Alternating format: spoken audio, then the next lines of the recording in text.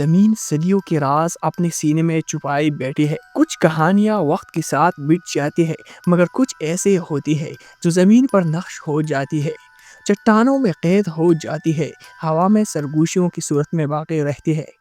آج ہم ایک ایسی ہی کہانی سنانے جا رہے ہیں، ایک ایسی قوم کی جو خود کو ناقابل شکست سمجھتی تھی، جو چٹانوں کو تراش کر محلات بناتی تھی، جو سمجھتی تھی کہ ان کی شہر ہمیشہ آباد رہیں گے۔ لیکن پھر کچھ ہوا، ایسا واقعہ جس نے نہ صرف ان کی شہر بلکہ ان کے غرور کو بھی مٹی میں ملا دیا۔ پہاڑ گونج اٹھے، چیخ سنائی دی، زمین کان پھوٹے اور سب کچھ ختم ہو گیا۔ لیکن یہ سب کیوں ہوا؟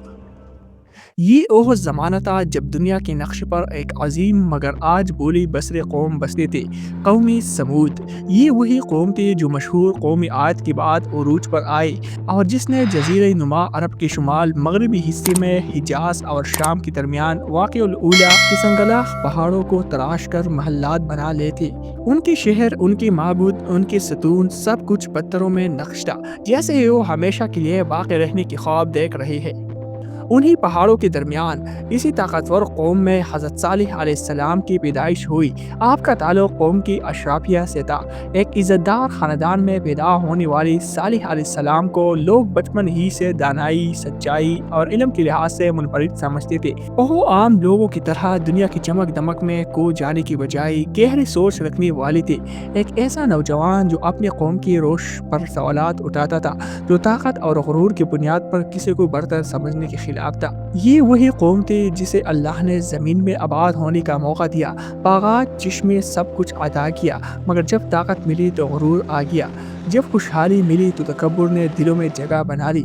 وہ سمجھتے تھے کہ ان کی یہ پتھروں میں تراشی گئی عمارتیں ہمیشہ قائم رہیں گے، مگر انہیں اس بات کا اندازہ نہیں تھا کہ تاریخ میں جتنی بھی مضبوط قلعے کھڑی کی گئی، وہ وقت کے ایک ہی تپیڑے میں خاک ہو گئی۔ اور ایسے میں جب زمین پر ظلم بڑھنے لگا، اللہ نے حضرت صالح علیہ السلام کو اپنی قوم کی ہدایت کے لیے منتخب کیا۔ مگر کیا یہ قوم جو اپنی طاقت پر نازا تھی، کسی کی بات سننے کے لیے تیار تھی؟ کیا وہ یہ ماننے کو تیار تھی کہ ان کے محل، ان کی شہر، ان کی ترقی سب کچھ ایک آزمائش ہے؟ یا پھر وہی ہوا جو ہمیشہ ہوتا آیا ہے، حق کی آواز کو دبانے کی کوشش؟ وقت کے ساتھ قوم سمود کا غرور بڑھتا جا رہا تھا۔ وہ اپنے تراشی ہوئی محلات، سرسبز و شاداب باغات اور چمکتے ہوئی چشموں کو دیکھ کر یہ سمجھ بیٹھے تھے کہ ان کی یہ طاقت کبھی ختم نہیں ہوں گے، مگر وہ نہیں جانتے تھے کہ زمین پر جو بھی قوت حاصل کرتا ہے، اس کا اصل امتحان وہی سے شروع ہوتا ہے۔ ایسے میں اللہ نے حضرت صالح علیہ السلام کو نبوت عطا فرمائی۔ یہ وہ لمحہ تھا جب انہیں اپنے قوم کو ایک ایسے راستے کی طرف بلانا تھا جس پر چلنے کے لیے انہیں اپنی خواہشات اور تکبر کو چھوڑنا پڑتا۔ حضرت صالح علیہ السلام نے اپنے قوم کو سمجھایا، اے میرے قوم، اللہ کی عبادت کرو، اس کے سوا تمہارے کوئی معبود نہیں۔ وہی ہے جس نے تمہیں زمین سے پیدا کیا اور اس میں تمہیں بسایا، بس اس سے معافی مانگو اور اس کی طرف رجوع کرو۔ یقین جانو وہ قریب بھی ہے اور دعاؤں کا سننے والا بھی۔ مگر یہ الفاظ اس قوم کے لیے ناقابل قبول تھے جنہوں نے اپنی طاقت کو ہی سب کچھ سمجھ لیا تھا۔ وہ اس دعوت کو سن کر ہنسنے لگی۔ وہ کہنے لگی، صالح، تم ہم میں سے ایک تھے، تمہاری عقل و فہم کو مانا جاتا تھا، لیکن یہ کیا ہو گیا ہے؟ تم چاہتے ہو کہ ہم اپنے باپ دادا کی معبودوں کو چھوڑ دیں؟ یہ کیسے ممکن ہے؟ ان کا انکار صرف زبانی نہ تھا بلکہ وہ ضد پر اتر آئی۔ کہنے لگی، اگر تم واقعی اللہ کے نبی ہو تو ہمیں کوئی ایسا معجزہ دکھاؤ جس سے ثابت ہو کہ تم سچے ہو۔ یہ مطالبہ در حقیقت ایک چیلنج تھا، ایک ضد تھی اور شاید ان کے تکبر کا آخری امتحان بھی۔ لیکن کیا وہ جانتی تھی کہ جو چیز وہ مانگ رہی ہے وہی ان کی آزمائش بننے والی ہے؟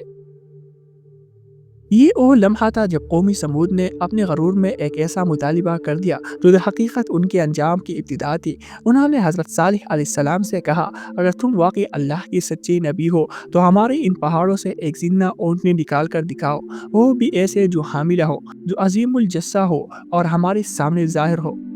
یہ مطالبہ بظاہر ناممکن تھا، لیکن اللہ کے لیے کچھ بھی مشکل نہیں۔ اور پھر ایک دن سب کی آنکھوں کے سامنے چٹانوں میں ہلچل ہوئی، زمین لرزنے لگی اور ایک عظیم اونٹنی اللہ کے حکم سے نمودار ہوئی۔ ایک معجزہ جو اس قوم کے لیے ایک واضح دلیل تھی کہ حضرت صالح علیہ السلام واقعی اللہ کے رسول ہے۔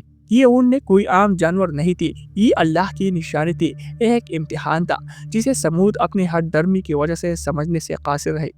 حضرت صالح علیہ السلام نے انہیں سختی سے تاکید کی، یہ اللہ کی اونٹنی ہے، اسے کوئی نقصان نہ پہنچانا۔ یہ زمین میں تمہارے درمیان اللہ کے ایک نشانے کے طور پر رہیں گے، یہ اللہ کے حکم سے پانی پئیں گے اور تمہاری جانور بھی، مگر خبردار اگر تم نے اسے کوئی گزن پہنچائی تو تم پر اللہ کا عذاب نازل ہوگا۔ مگر تکبر میں ڈوبی یہ قوم کب ماننے والے تھے؟ چند سرکش افراد نے آپس میں سازش کی، ان کے دلوں میں یہ معجزہ غرور کو مزید بڑھا چکا تھا، اور پھر ایک رات انہوں نے خنجر نکالے اور اللہ کی اس نشانے کو بے رحمی سے ہلاک کر دیا۔ یہ ایک ایسا لمحہ تھا جب زمین نے اپنی آخری وارننگ دے دی تھی، مگر کیا سمودیت سمجھ سکی؟ یا ان کے انجام کا وقت آ چکا تھا؟ اللہ کی نشانی کو کاٹ ڈالنے کے بعد بھی قومی سمود کو کوئی پشیمانی نہ ہوئی، بلکہ وہ مزید سرکشی پر اتر آئے۔ حضرت صالح علیہ السلام کا مذاق اڑایا اور کہا، اگر تم واقعی اللہ کی نبی ہو تو وہ عذاب لے آؤ جس کے تم ہمیں دھمکی دیتے ہو۔ یہ وہ آخری حد تھی جہاں رحمت کے دروازے بند ہو جاتی ہے اور اللہ کا فیصلہ اترتا ہے۔ حضرت صالح علیہ السلام اپنے قوم سے جدا ہو گئی اور فرمایا، تمہیں 3 دن کی مہلت ہے، اس کے بعد اللہ کا عذاب تم پر نازل ہوگا۔ اور پھر وہ دن آ گیا۔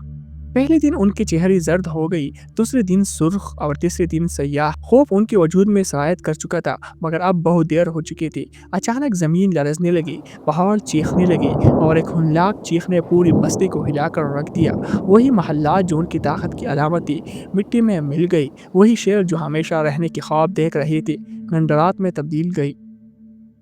بس انہیں زلزلے نے آ پکڑا اور وہ اپنی گھروں میں اوندے پڑے رہ گئی۔ لیکن اس قیامت کے لمحے میں حضرت صالح علیہ السلام اور ان کے ماننے والے محفوظ رہے۔ وہ بچا لی گئی کیونکہ وہی قانونی الہی ہے، جو حق کو اپنائے گا وہی باقی رہے گا، اور جو غرور میں حق سے منہ موڑے گا وہ مٹ جائے گا۔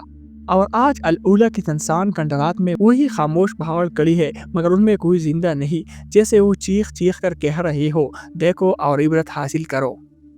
قومی ثمود کی تباہی کے بعد حضرت صالح علیہ السلام اپنے بچ جانے والے ساتھیوں کے ساتھ وہاں سے ہجرت کر گئی۔ بعض روایات کے مطابق آپ مکہ مکرمہ کی طرف چلی گئی اور وہیں اپنی زندگی گزاری۔